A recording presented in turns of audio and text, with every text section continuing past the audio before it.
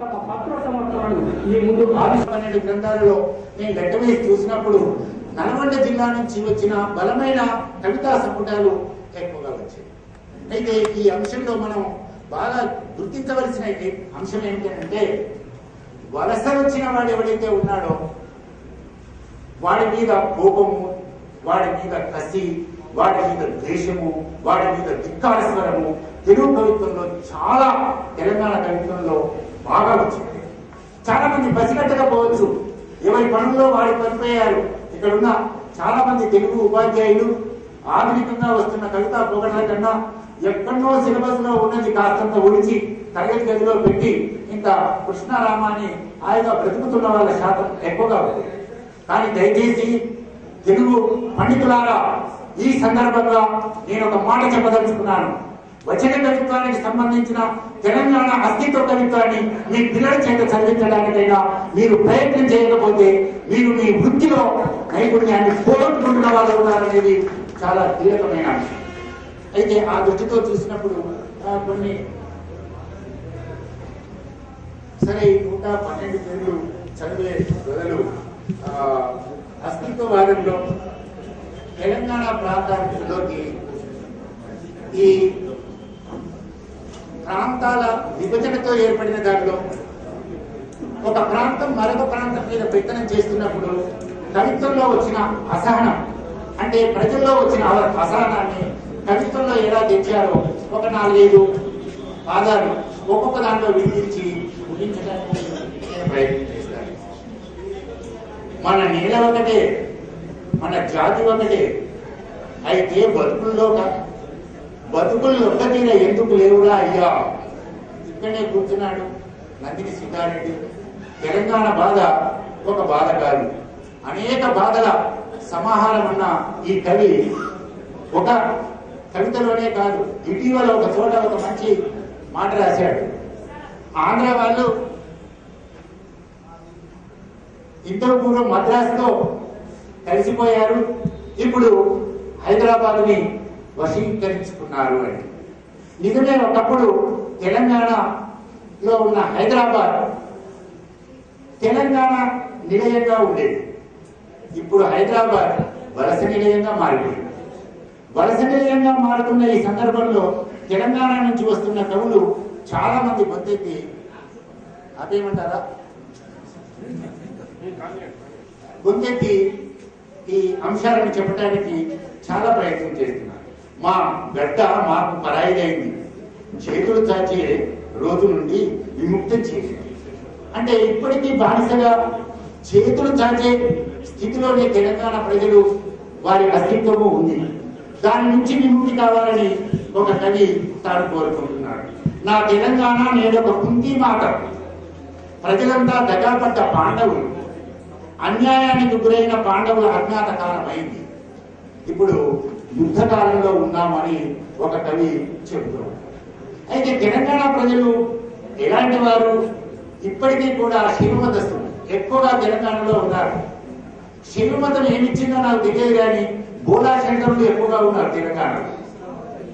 లేదా రామాయణంలో ఉన్న లక్ష్మణుడు ఎలా ఉంటాడో తెలియదు, కానీ లక్ష్మణుడికి ఉన్నంత తమ్ముడి మీద భక్తి, అన్న మీద భక్తి తెలంగాణ ప్రజలకు ఇప్పటికి కూడా లక్ష్మణులాగా జీవించేవారు ఉన్నారు.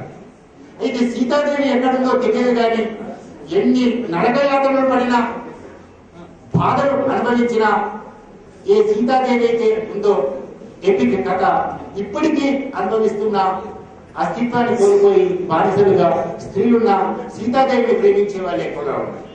అయితే ఈనాడు తెలంగాణ అస్తిత్వ ఉద్యమం కోరుకుంటున్నది ఏమిటి అని అంటే, సార్ నేను ఒక 2 నిమిషాల్లో పూర్తి చేశాను సార్. మల్లారెడ్డి గారు నాకు సంస్మరణ ఒక నిమిషం తర్వాత పలుకుతాను, ఒక్క నిమిషం తర్వాత పలుకుతాను, త్వరలో పూర్తి చేస్తాను. కొద్దిగా బాధకు సంబంధించిన అంశం కాబట్టి, పాండవులు 5 ఎందుకు కావాలనుకున్నారు? పాండవులు అరణ్య అజ్ఞాతవాసాలు పూర్తి చేసిన తర్వాత 5 ఎందుకు కావాలనుకున్నారు? తెలంగాణలో ఇప్పుడు 10 జిల్లాలు అవే కావాలనుకుంటున్నారు. అంటే రాజకీయ అస్తిత్వం ఈనాడు తెలంగాణ కవిత్వంలో చాలా బలంగా పెరిగింది. అరణ్యవాసాల్లోనూ అజ్ఞాతవాసాల్లోనూ ఇప్పుడు మేము ఉండము. మాకు కావలసింది ఈనాడు రాష్ట్రమే అనే ఒక రాజకీయ శక్తి బాగా ప్రేరేపిస్తున్న సందర్భంలో కవిత్వాలు చాలా వచ్చాయి. అయితే అలాగే నీళ్లు చాలా ప్రధానమైనది. మన శరీరం హాయిగా మీరు కూర్చున్నారంటే రక్త ప్రసారణ లోన చాలా వేగంగా జరుగుతుంది. మీ నరనరాల్లో రక్తం ఉడకడమే కాదు, ప్రవహించడమే కాదు, ఆవేశపూరితం అవ్వడమే కాదు, ఆలోచనాపూరితం అవ్వడమే కాదు, మిమ్మల్ని నడిపిస్తున్నది, మిమ్మల్ని బతికిస్తున్నది మీ రక్తమే. మన తెలంగాణ మట్టికి కూడా కావలసిన నీళ్లు. నీళ్లు లేనప్పుడు తెలంగాణ మట్టి శవంగా మారుతుంది. నీళ్లు దోపిడికి దూరవుతున్నాయి. నీళ్లు దొంగల చేతుల్లోకి వెళ్ళిపోయినాయి. ఒక పక్క గోదావరి నది, ఒక పక్క కృష్ణా నది. ఈ రెండు నదుల నీళ్లు తెలంగాణ ప్రజల శరీరాల్లో ఉన్న రక్తం లాంటిది. ఈ రక్తం లాంటి నీరుని కబలించడంతో తెలంగాణ కవులు చాలా ఆవేశపూరితులైనారు. చాలా కోపము, చాలా ద్వేషం కూడా మిగతా రెండు ప్రాంతాల మీద బాగా పెంచుకోవడానికి ప్రయత్నం చేశారు. ఇలాంటి సందర్భంలో తెలంగాణ నుంచి నీళ్ల దొంగల మీద చాలా బలమైన కవితలు రావడానికి వచ్చినాయి. దాదాపు నేను 25 మంది కవులు అనుకోవచ్చు చేశాను. అందులో ఒకటి వినిపిస్తాను. మూసీ ప్రాజెక్టు పేరెప్పుడైనా విన్నారా? మూసీ ప్రాజెక్టు పేరెప్పుడైనా విన్నారా? గోచిగుడ్డంత నేలను తడుపుతుందా ఆ చిన్న తల్లి? గోచిగుడ్డంత నేలను తడుపుతుందా ఆ చిన్న తల్లి? మూసి అంటే ముక్కు మూసుకునే అన్నలారా, మూసి అంటే ముక్కు మూసుకునే అన్నలారా, మమ్మల్ని అది ఎన్నడూ మోసగించలేదు. అది మమ్మల్ని ఎన్నడూ మోసగించలేదు. చుక్క నీరు దక్కనప్పుడు 60 అడుగులు పెంచితే మాకే, ఆల్మట్టిని ఆకాశంలో కడిగితే మాకే. ఇప్పుడు చాలా కీలకమైన సందర్భంలో నీళ్లను మలుచుకునే సందర్భంలో మనకున్న జీవనది అన్ని పోతుంది. అంతెందుకు, మంజీరా నీళ్లు బీరు బాటల్లో తయారవుతున్నాయి. మంజీరా నీళ్లు బాటిల్స్ గా అమ్ముకుంటున్నారు. ఎవరి గజ్జల మురళివే మంజీరాని కాదు, ఇప్పుడు ఎవరి బాష్పల ధారకంటే అచ్చ తెలంగాణ ప్రజల బాష్పధారగా అది ఈనాడు మిగులుతుంది. కనుక నీటి మీద కవులకున్నంత రక్తం ఉడుకుతూ ఉంది. కవిత్వంలో చాలా బలంగా ఉంటుంది. వచ్చిన వాడి మీద కూడా చాలా ఉడుకుతుంది. ఈ సందర్భంలో నేను ఒక మాట చెప్పిపోతాను. ఆంధ్ర నుంచి వలస వచ్చిన వాడు తెలంగాణ గ్రామం లోపల ఉంటున్నాడా, లోపల బయట ఉంటున్నాడా? గ్రామాల లోపల మన ఇళ్ళ పక్కకు ఉండడు. గ్రామీణ జీవితానికి వెళితే ఒక గ్రామం ఉంటే దాని పక్కకు ఒక క్యాంప్ ఉంటుంది. అంటే అదొక ఆంధ్ర క్యాంప్. మన ఊర్లోనే మనతో కలిసి ఉండటం లేదు. ఇది చాలా కీలకమైన అంశం. మన దగ్గరికే వచ్చి మన భూములే కొనుక్కొని మన భూముల ఉన్నవాడికే జీతగాడిగా మారిపోయి వాడికి బానిసగా ఉన్న ఆ ఊరిలో ఉన్న ఆంధ్రులు మేము మీ వాళ్ళము, మా చెంతనే మీ చెంతనే ఉన్నాము అని అంటున్నారు. కానీ సపరేట్ క్యాంపులుగా ఎందుకు బతుకుతున్నారు అంటే ఇక్కడ జీవన విధానంతో ముడిపడటం లేదు. అమెరికాకు వెళ్ళి ఎట్లా డబ్బు సంపాదిస్తున్నారో వలస వచ్చిన వాళ్ళు మన తెలంగాణలో కూడా అమెరికా వాళ్ళలాగానే బ్రతుకుతున్నారు. తెలంగాణ ప్రజలుగా వాళ్ళు బ్రతకడం లేదు. అది తెలంగాణ ప్రజలకున్న బాధ, అది తెలంగాణ ప్రజలకున్న గాయం. ఎవరైనా కూడా పిడికి పిచ్చం పెడతాడు తెలంగాణలో వేడితే, కానీ ఇత్తేసి పొత్తు పడిన తర్వాత చేసే మోసాన్ని మాత్రం తెలంగాణలో ఎప్పుడూ కూడా సహించలేదు. అది తండ్రైనా సరే, తల్లైనా సరే, ఎవరైనా సరే హరిశ్చంద్రుల జాతి తెలంగాణ జాతిగా ఈనాడు పేరుపోతుంది. భార్య బిడ్డలను కూడా వదిలిపెట్టి ఆత్మత్యాగాలు చేసిన చరిత్ర తెలంగాణ ఉంది. కనుక ఆ దృష్టితో వచ్చిన వారి మీద చాలా బలంగా తమ మనసులో ఉన్న మాటలు వలస వచ్చిన వాళ్ళతో కలిసి ఉన్నప్పుడు వాళ్ళు ఏ రకాలుగా నాటకాలు ఆడతారో, ఏ కృత్రిమమైన స్వభావంతో ఉంటారో తెలుస్తుంది. ఈ సందర్భంగా మీ ముందు నాకు ఎందుకో ఒక మాట ఉంచాలనిపిస్తుంది. మనం భారతానికన్నా ఎక్కువగా రామాయణాన్ని నమ్ముతాం, అన్నదమ్ములను అలా ప్రేమిస్తాం. భారతంలో ఉన్నంత లౌక్యము, భారతంలో ఉన్నంత క్రూరత్వము, దగ, మోసము, యుద్ధము ఆ స్వభావం తెలంగాణ ప్రజలకు చాలా తక్కువ. అందువలన భారతం చదువుకున్న ప్రజలే తెలంగాణ మీదకి దాడి చేస్తున్నారు. దీని మీద ఒక డిబేట్ జరగాల్సింది. ఒక ఎపిక్, రామాయణానికి ఉన్న ఎపిక్ స్వభావము, రామాయణానికి ఉన్న ఇప్పటికి కూడా ఒక శీలం కోల్పోయిన స్త్రీ ఏదైనా ఉంటే, ఎవరైనా ఎత్తుకుపోతే తెలంగాణలో ఇప్పటికి కూడా ఆ బిడ్డ కోసం తాపత్రయపడతారు.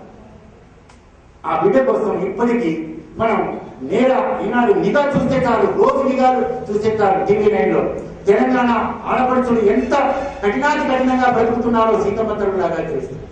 కానీ ఒక్కరైనా కూడా అక్కడ ఉన్న శకుడిలాగా, అక్కడ ఉన్న దుర్యోధనులాగా, అక్కడ ఉన్న దుశ్శాసనులాగా ప్రవర్తించే జాతి చాలా తక్కువగా ఉండరని కాదు స్వభావరీత్యా తత్వరీత్యా బాగా ఆలోచిస్తూ ఉన్నప్పుడు తెలంగాణ జాతిలో అన్నదమ్ముల కథ, అక్క చెల్లెల కథ ఉన్నంత లాలిత్యము మరొకదానికి ఉంది. కాబట్టి ఈ దృష్టితో వచ్చినవి చాలా ఉంది. అలాగే కులాల రీత్యా గదాపడ్డవారు భూస్వాముల ద్వారా లేదా సంపన్నుల ద్వారా ఆయా కులాలలో వారి జీవిత విధానం ఎంతగా పతనమైపోయిందో ఆయా కులాల్లో ఉన్న కవులు చాలా బలంగా చెప్పుకోవడానికి ప్రయత్నం చేస్తారు.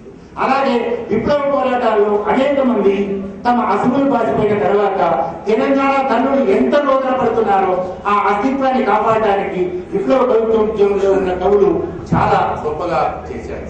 ఎన్కౌంటర్లు తర్వాత మిగతావన్నిటి మీద విప్లవోద్యమంలో ఉన్నవారే కాకుండా బయట ఉన్న కవులు కూడా తెలంగాణ ప్రజలే ఎక్కువగా ఎన్కౌంటర్కు గురవుతున్న సందర్భాన్ని వారు చెప్పడానికి ప్రయత్నం చేశారు. ఈ దృష్టితో చూస్తున్నప్పుడు ఇవన్నీ తెలంగాణ అస్తిత్వంలో విప్లవ శాఖతోనూ, దళిత శాఖతోనూ, మైనారిటీతో చూస్తున్నప్పుడు ఒక ప్రక్కకున్న కొందరు సాధారణ కవులు ఉన్నారు.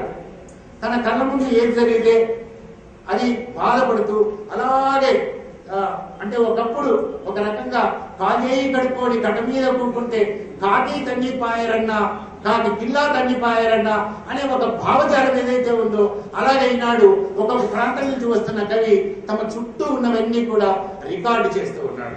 ఆ రికార్డులో భాగంగా ఉన్న వాటిని మీ ముందు నేను శాంపుల్ గా కొంత ఉంచడానికి ప్రయత్నం చేశాను. నాకు ఈ అవకాశాన్ని ఇచ్చిన తెలంగాణ వెలుతురుత మల్లారెడ్డి గారికి మీ అందరికీ ధన్యవాదాలు.